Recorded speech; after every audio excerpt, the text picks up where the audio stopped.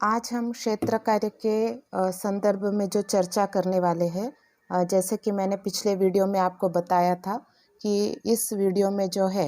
हम बात करेंगे ओरिएंटेशन विजिट यानी अनुकूलन दौरे के बारे में। तो अनुकूलन दौरा जो होता है उसकी शुरुआत जो है वो पहले तो हमें परमिशन लेनी पड़ती है कि हम कहाँ अनुकूलन दौरों का आयोजन करने वाले हैं, तो उनकी अनुमति लेनी पड़ती है और फिर ये दौरों का जो है वो शेड्यूल बनाया जाता है। ओरिएंटेशन विजिट्स के बारे में जो पहला सवाल आता है यानी अनुकूलन दौरों के संदर्भ में जो पहला सवाल आता है वो है कि अनुकूलन दौरे क्यों लिए जाते हैं या फिर उसकी ज़रूरत क्यों होती है।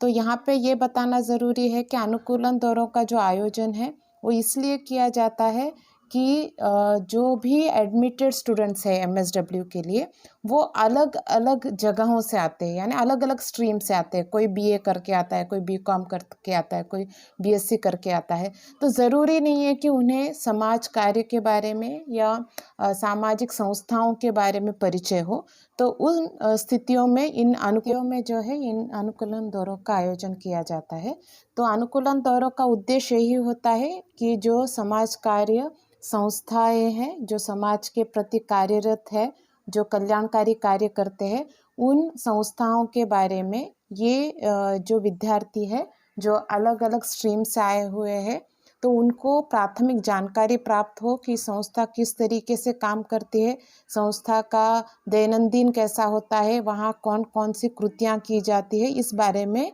उन्हें बताया जाता है। तो इसलिए ही अनुकूलन दौरा बेहद ज़रूरी होता है, क्योंकि ये प्राथमिक जानकारी देता है विद्यार्थियों को कि आपके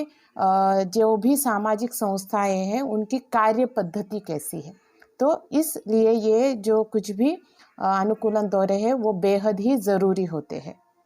दूसरा जो सवाल आता है कि हम ये अनुकूलन दौरे कहाँ ले सकते हैं या फिर किन संस्थाओं में अनुकूलन दौरों का आयोजन किया जाता है। तो यहाँ पे ये बताना ज़रूरी है कि ऐसी संस्थाएं का चयन अनुकूलन दौरों में किया जाता है, अगर हम बहुत ही सरल भाषा में बताएं तो जिन संस्थाओं में समाज कार्यकर्ता का पद होता है, यानी हमें भविष्य में जिन संस्थाओं में काम करने के लिए स्कोप है उन संस्थाओं का चयन किया जाता है। या फिर अलग भाषा में बताएं तो ऐसे जो कल्याणकारी संस्थाएं हैं जो दुर्बल घटकों के लिए कार्य करते हैं। अभी दुर्बल घटक यानी महिला आ गए, उसमें बच्चे आ गए, वृद्धजन आ गए, ऐसे भी हम उसकी व्याख्या कर सकते हैं कि उनके लिए भी जो कार्य करते हैं वो संस्थाएं, या फिर समाज विकास के लिए जो कार्य करते हैं वो संस्थाएं, सामाजिक समस्याओं के लिए जो कार्य करते हैं उन सभी संस्थाओं में हम अनुकूलन दौरों का आयोजन कर सकते हैं। सवाल है वो है कि हम कितने अनुकूलन दौरे कर सकते हैं या कितना अनुकूलन दौरा करना ज़रूरी होता है। तो हम इस मामले में कह सकते हैं कि कम से कम 5 अनुकूलन दौरों का आयोजन होना ज़रूरी है। 5 संस्थाओं का जो चयन किया जाता है वहाँ पे हमें एक चीज़ बहुत ध्यान में रखनी है कि 5 संस्थाएं जो होंगी वो अलग अलग क्षेत्र में कार्य करने वाली चाहिए। यानी आप अगर एक अंध विद्यालय की जानकारी लेते हो अनुकूलन दौरे में, तो फिर से अनुकूलन दौरे में अंध विद्यालय ना आए इसकी खबरदारी लेनी है। बाद में आप मूक बधिर विद्यालय ले सकते हो, या महिला गृह ले सकते हो, या बाल गृह ले सकते हो, अनाथालय ले सकते हो, लेकिन आपको 5 में फिर रिपीटेडली जो है अंध विद्यालय नहीं लेना है। यानी अलग अलग तरीके से काम करने वाली 5 संस्थाओं का चयन करना है और उसके संदर्भ में जो है आपको जानकारी इकट्ठा करनी होती है।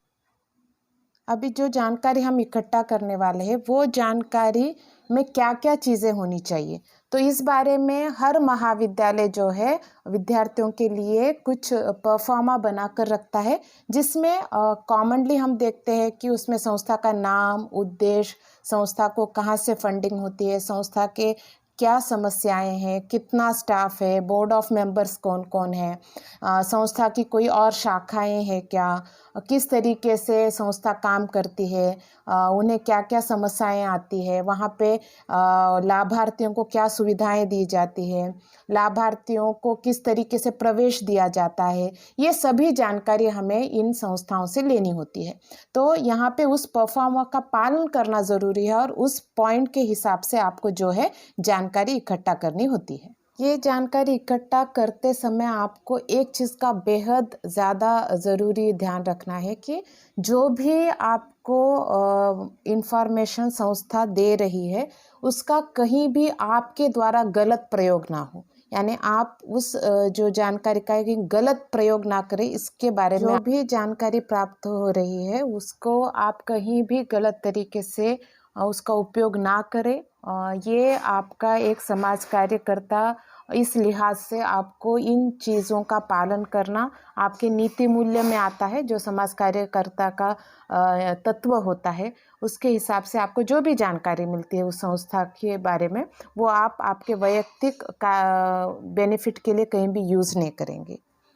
तो मुझे लगता है कि अनुकूलन दौरों के बारे में मैंने आपको जितनी जानकारी हो सकती है प्राथमिक दी है। अगले वीडियो में हम किस तरीके से जो इन्फॉर्मेशन है वो इकट्ठा की जाती है, क्या इन्फॉर्मेशन हमें चाहिए होती है, कैसे इन्फॉर्मेशन लेना है, इन सभी मुद्दों पे हम अगले वीडियो में चर्चा करेंगे। Thank you so much.